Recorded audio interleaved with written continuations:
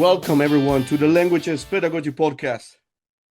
Thank you very much for being here with me, with us. Today, we have another wonderful episode. I always say, I have a wonderful episode every time I say it. It's Why? everyone's Because wonderful. I always have wonderful guests, and you are not different because you've been actually here 3 times. This is my third appearance, apparently. Yeah, Yes, your third appearance. It's so I'm amazing. becoming So a regular on your everybody, show. yeah, this is gonna be your show. So Which, by it's the way, you owe amazing. me one back. You owe me one back, Mike. So we gotta do this again. Only on I want to teach English.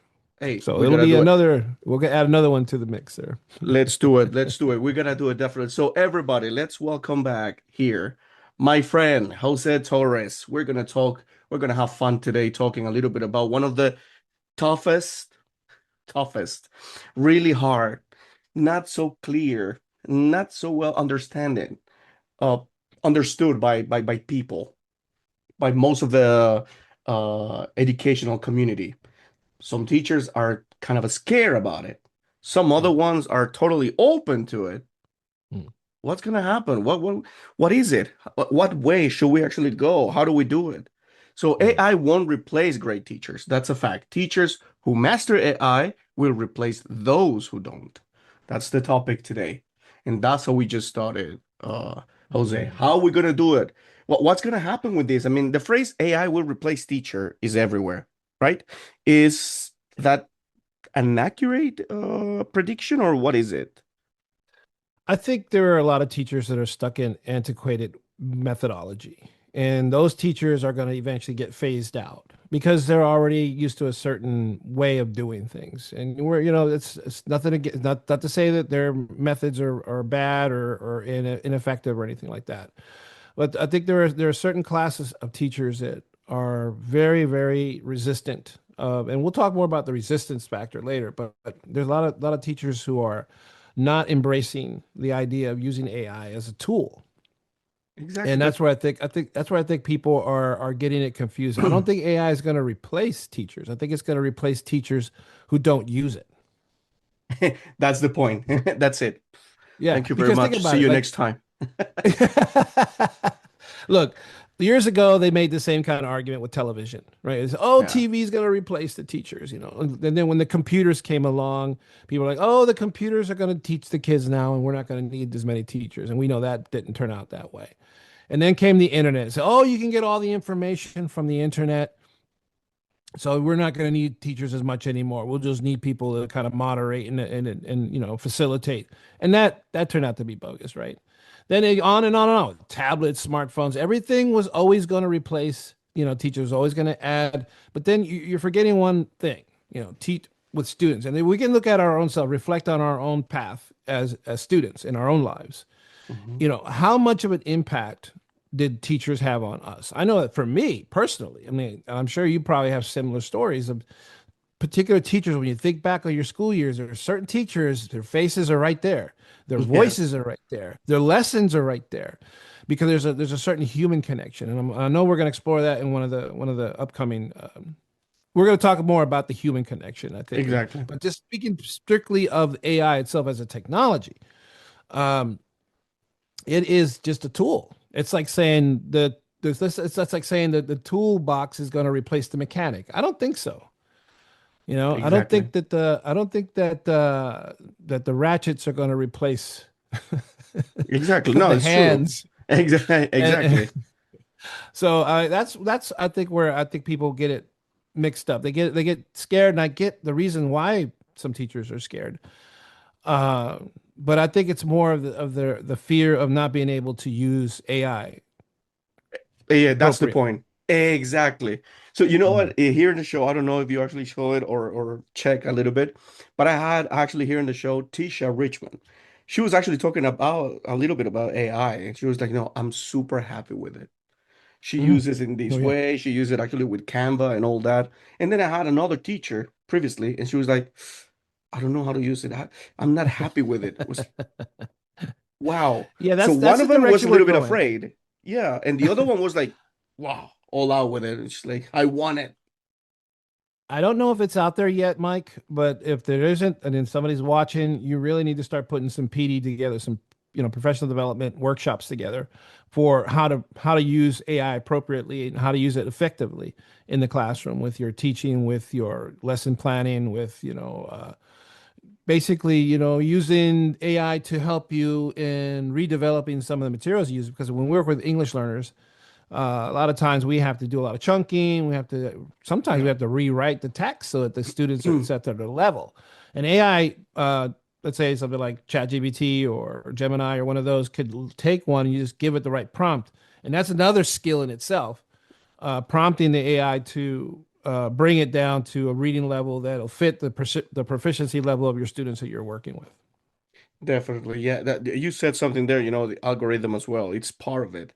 If you Yeah. know actually how to do the algorithm, how to do the prompt, that's it. I mean, you have everything there. It can be actually a really good tool for us in the classroom, not only for English, but also for Spanish or any other language that you're actually practicing or teaching.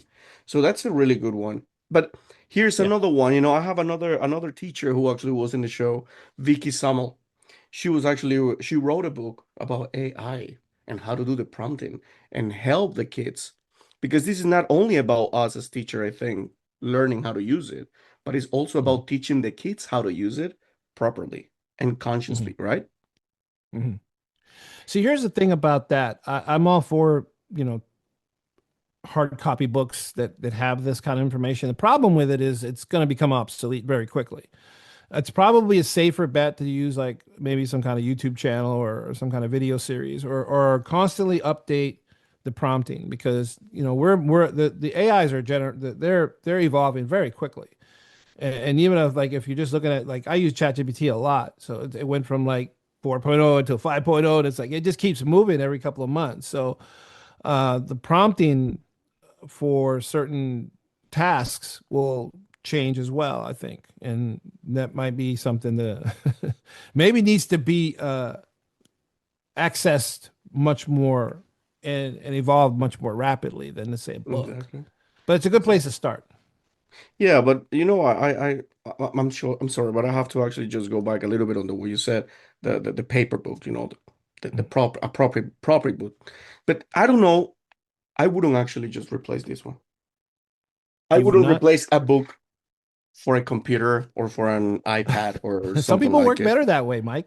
Hey, no, Man, I'm not I can't. suggesting that it isn't effective. I'm suggesting that No. in 6 months to a year from now, it might be obsolete, just like with a Oh, computer. yes, exactly. I don't know. I don't know how's that gonna happen. And maybe I'm gonna be one of those teachers who is like kind of rejecting the fact of using AI or using iPads later. That's gonna be pretty funny actually to see myself Well, doing that. well, look, that's education for you, though. Think about it. How Mm, many every year we go into, a new school year, and every year we're given new buzzwords, we're given new, oh, this is new strategy, and we're taking a new approach, and then everything yeah, that we learned that we took a long time to learn, now we have to relearn in a different way. It's the same thing with AI, and especially if as it becomes more integrated in education, because exactly. education that's just the nature of how things work will constantly, year by year, change things. That's all I That's was referring to with the yeah. book. Because even the books that were issued now, like next, I'm sure when I report in for work this upcoming school year, I'm sure I'm going to get a whole new set of books. you know, it's like okay, here we go again. So that's just how it works, though, man. So what happens actually now to educators who refuse to adapt over the next 5 or 10 years? How do you see them? The ones that refuses are like, no, I don't want to do Well, this. I No. mean, they're gonna okay. Here's the issue: they're making a bigger job for themselves. So maybe they like to sit and listen plan for 4 or 5 hours. I mean, maybe they enjoy that sort of thing. But I think you're not if you're not embracing the technology that you have available. It's like saying, you know what, I don't want to use computers. I'm going to use a pencil and a pad, paper, and I'm just going to write my lesson plans by hand because I refuse to use computers. It's the same Exactly. kind of argument. It's like, okay, you can do that, but it's going to take you a lot longer. And eventually, guess what? You're still going to have to load it onto a computer. Definitely. Because let me tell you something else. The teachers need to realize this, okay? Whatever work you do, whatever data you produce and your students produce, you can bet your bottom dollar that your supervisors, your principals, or whoever are going to take the data that comes from your classroom and everybody else's, and guess where they're going to feed it into? and AI. Yeah, exactly. And AI is going to analyze it, and you're going to be judged by some, By an by some metric that was analyzed by an AI. And that's exactly. just the reality of it. You can take out your pen and paper all you want, but sooner or later, down the line, you're gonna come across it in some Let me way, let me shape, just or another use. Like, let me give you an example now, because actually, a couple of days ago, I was actually just checking on the metrics of the podcast. I was like, okay, let's see how many people do I have and blah blah blah. yeah, So I yeah, just okay, I just did the screenshot, and now I'm like, okay, I'm gonna check what ChatGPT can actually said about this. uh-huh. Brilliant. That's it. Thank you very Brilliant. much. I mean, Everything was there. hello. Rather than sit there and use your calculator and figure this out on your own and take 3 or 4 hours or longer, Yeah, the AI will spit it out in a matter of seconds, if not a minute, exactly. and then you have something to look at that makes complete sense, or then you can start tailoring your podcast because now you know where it's working and where it isn't working, where you should apply more attention and where you should focus more on. And it's the same thing with a teacher. We look at the analytics and say, I've been hitting this drum here for months, but the students aren't improving, so I got to change that. I got to figure another way. I got to try something else. But if you're only doing it in the antiquated analog way, it might take you an entire school year, and then guess what? The whole school year's over. Exactly. And then you got to That's start true. all over again. Yes. It's better So, to work but with stuff in real time. exactly. So, what happened now that we're gonna have this AI? What task, teaching task, can we just actually hand over to AI, for I'm example? not so sure there's a lot of teaching tasks. See, I think the people that should really be fearful of AI in education aren't necessarily the teachers, but people in district at the district level. People in Hmm. higher levels when you have these people who sit in front of a computer all day long and just crunch numbers. I think they're the ones that are probably at greater risk in the short term Hmm. because if you have AI that can do the job of, let's say, 10 office workers that you literally were teachers that were brought up, hey, you can put you in such a teacher shortage, you can put them back in the classroom and have an AI do a lot of the work that they would be taking all day to do. I'm just Exactly. saying, like, I think those are the ones that are probably to be greater at risk because we do have a teacher shortage. And I don't think it's just in the United States. I think other countries are facing the Globally. same kind of challenges. So, I mean, let's not let's not be hyperbolic here. I don't think AI's robots are going to come into the classrooms because it's hard enough to get kids to react to you, who's a living flesh human being, Exactly.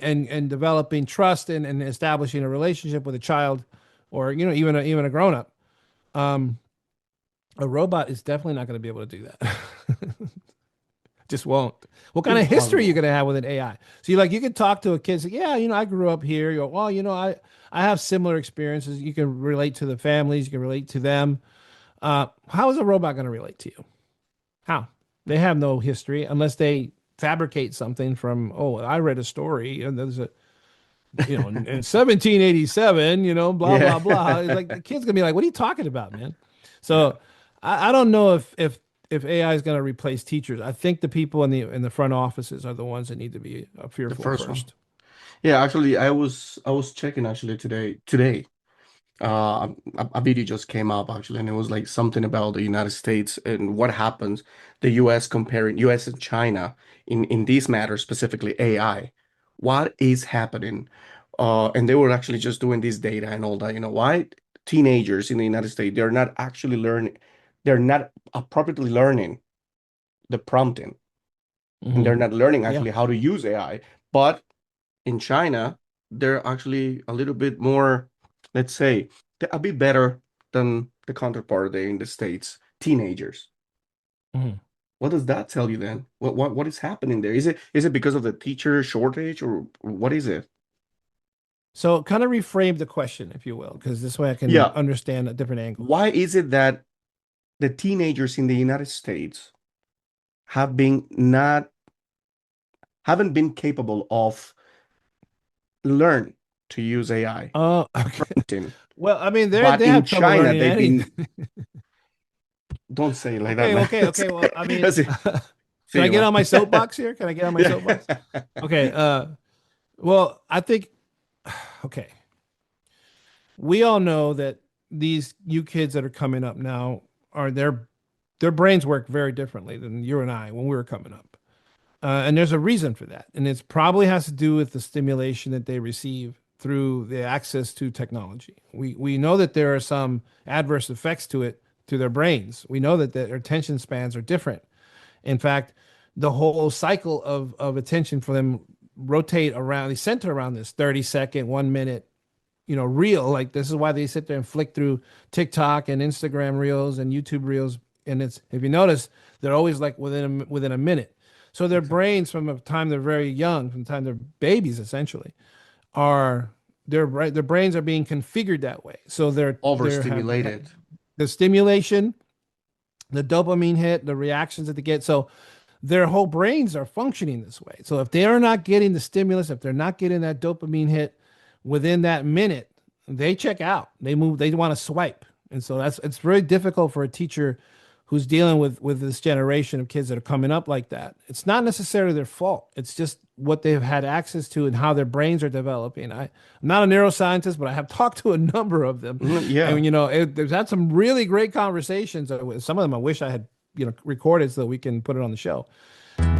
Since 2016, the textbook I Want to Learn English has been used to help English learners all across the United States in other countries. I Want to Learn English is a textbook specifically designed for adult and adolescent English language learners at the beginner level. The main focus centers on the fundamentals based in phonics. Students improve their English language skills, and they raise their proficiency scores in nearly all major metric measuring platforms, with endorsements from ESL instructors around the world, a proven and effective track record, an achievement grant from the Maryland TESOL organization, and countless satisfied students. I Want to Learn English is the perfect textbook for high schools, English learning centers, refugee centers, adult ESL programs, and even middle schools with newcomer English learners. And now, in 2024, the second edition has taken the Level 1 English learning experience to a whole new level, with improvements to the audio components and the addition of videos corresponding with various activities throughout the book. ESL teachers and their Level 1 students will absolutely love using this book. It requires very little technology, yet simultaneously utilizes the most powerful technologies in the world, including social media. Instructors using this methodology in the textbook find it easy to implement. Get your copy of I Want to Learn English, the second edition, on Amazon or order directly from the JV Micah Publishing Company. But I mean, I think the consensus is, and you don't have to be a neuroscientist. Any teacher will tell you that the kids' attention spans are much, much shorter.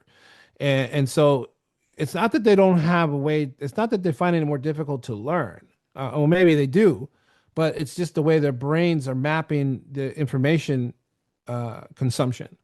Mm-hmm. And either schools adapt to that or society itself.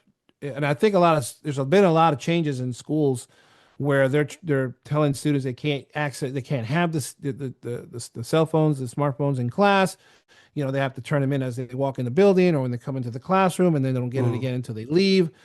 So at least for that duration of time, they don't have access to the phones. But I think by that age, you were talking about teenagers, right? Yeah. By that age, man, that map has already been etched in their brains, and it's going to be really, really hard to peel that back. I think really probably why AI should be more involved in the education as far as trying to help teachers figure this out, because an AI assistant may actually be able to help you tailor your lessons to try to taper that, try to reach those kids in some ways, and because they have access to all that research data that you and I would sit there for days, if not weeks, trying to figure out. No, they have it in a second. They'll have it very, very quickly. And so then when you have that kind of data, access to that kind of data, and AI is helping you analyze it and giving you some really reasonable responses of how you can, let's say you can take a look at what the students are doing and what they're not doing, and where they're, what their assessment scores might actually mean. And you feed all that information into it, it'll give you something realistic. It may not be pretty, but it'll be realistic. Exactly. So it was quite shocking actually when I just saw that video. I was like, oh my goodness, we're gonna start Yeah. doing this comparison and all that stuff. I mean, it's not negative, but it actually shows a reality, and that is something that we as teacher needs to be ready for, because this is not easy, and we need to actually just put set boundaries there. This is what we can do with the AI, and this is what we cannot do. Or take your phone, this is your phone, but okay, you know what? Give it a break. I mean, Yeah. Well, see, like early, like how we started the conversation about why there's a lot of teachers that don't want to embrace AI, and they come up with a lot of reasons why not to.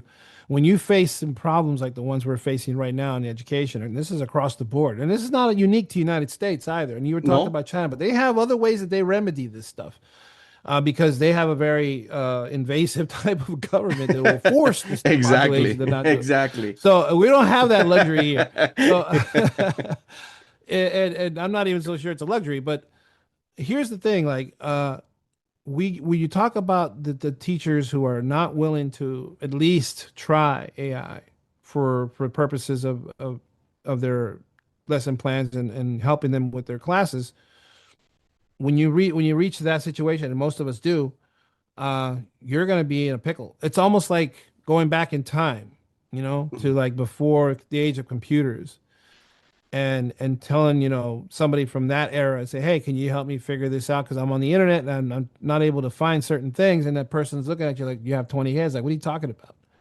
They will have no way to make that connection, and it's because, well, in that scenario they don't know. In this scenario they do, and they just choose not to, and that's on them. Exactly. Yes, exactly. Well, I like that one, that perspective there. And it is like that, but now AI actually just come and it just came like a year or 2 years ago. And do you think actually it will help teachers, the ones that are actually suffering from burnout? Do you Oh, think this is gonna absolutely. be the right tool to not let those teachers leave the profession, just keep them there? Absolutely. And this is why I think they need to embrace it, because look, most of us get a very limited time to lesson plan during the school day. Okay. And I'm just talking to K-12 teachers. Uh, you may get 45 minutes, you may get an hour if you're lucky. But if I don't know about you, man, but there's a very limited amount of planning that I could do within that short time frame. I could do it, but I'll be limited in what I can produce. Like I can't really produce visuals. I can't really produce, audio or any of that stuff. I'm just gonna basically just plan the stuff, and then I'll get the materials for it later. If I do it just in the old-fashioned way of doing it, if I use AI to do it, I can have my lesson plans probably done for the entire week for that period of 45 minutes, and maybe Or even less than months? that, or a whole month. I could, Yeah. and I have done it. I have done. Oh, I like to go Oh, by weeks. I okay. like to go by weeks. I like to go by weeks. So I'll do an entire week, 5-day plan Wow. in one 45-minute session, because I already have access to all the materials from the curriculum, and everything's digital. I just download the PDFs, I load it in, I have my prompts, I have my parameters. I've been doing this for a while, as you can tell. So like I already know what I want the AI to do, and it already knows the format that I want it to do it in. And it cranks it out, and then I just tweak it from there. And it takes a lot less time. So burnout doesn't exist for guys like me. Exactly. Well, exactly. Burnout. That's it. Burn, But you're we not have gonna so burn me many. out. Not, at least not Yeah. with that. You might burn me out with, kids and all this stuff, but you won't burn me Yeah. out because of planning. And certainly not with Exactly. data. And that's one of the biggest problems that we have, the system and all the planning and all the office thing and paperwork and a whole bunch of things that actually causes burnout. Pretty Hmm. easy. I think it's not actually just because we're in the classroom or the number of students that we have, but it's because of that office hours, paperwork, planning, so much planning. Mike, I think the issue is this. I think a lot of teachers don't realize that you can create an AI bot in the image that you want. I have several actually. Uh, I created this one GPT that it was specifically for my third grade class. Wow. Specifically for my third grade class. Everything that I fed into it was from my third grade class. Everything from the district I fed into it.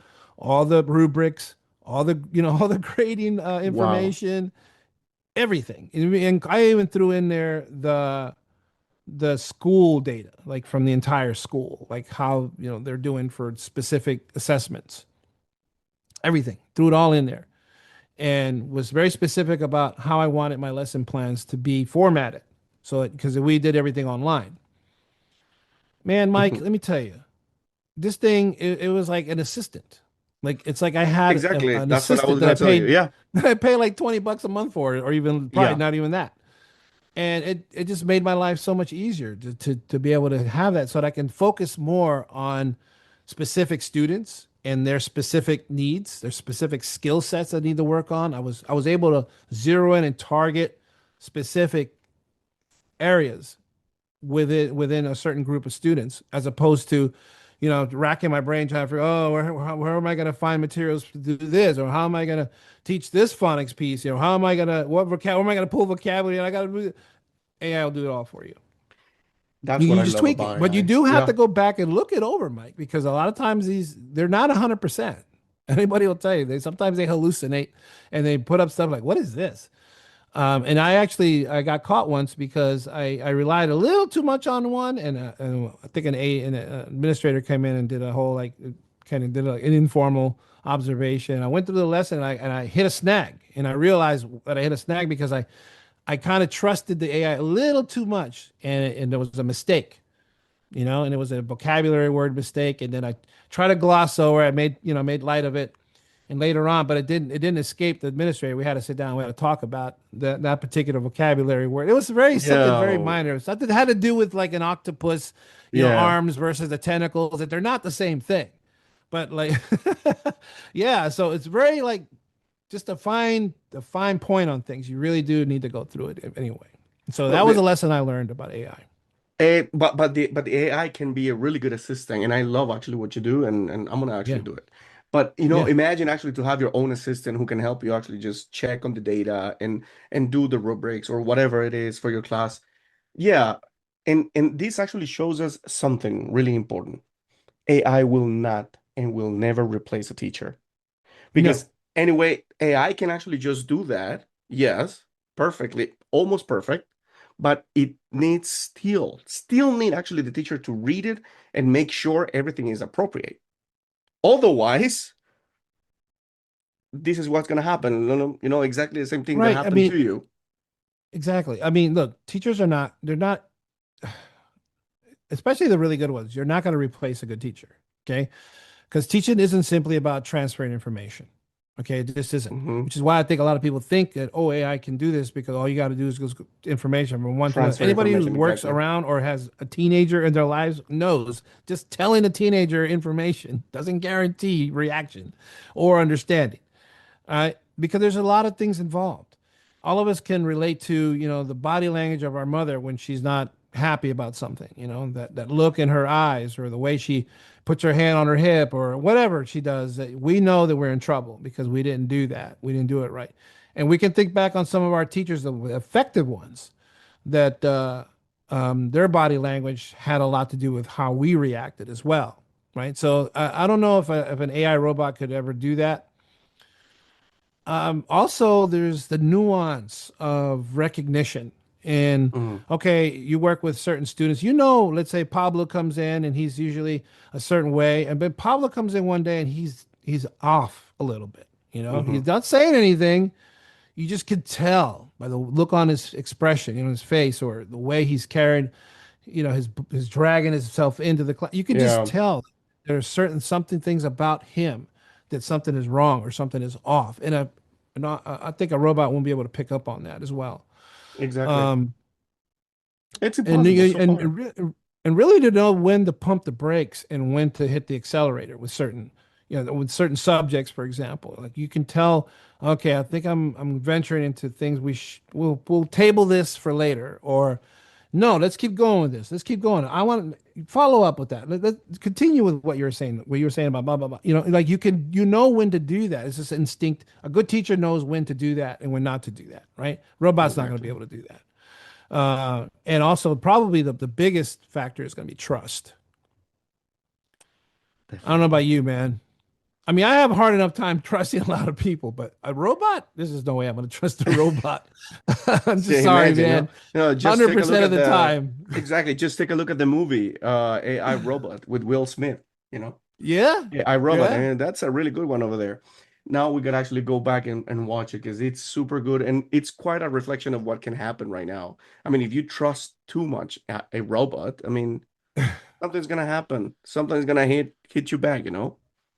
I mean, we could talk about that in a second. But I just want to make one point before we go into because I want to go into that area because I think one of the areas we should talk about is the dark side of AI. Okay, but we'll talk about that in a second. But first, Definitely.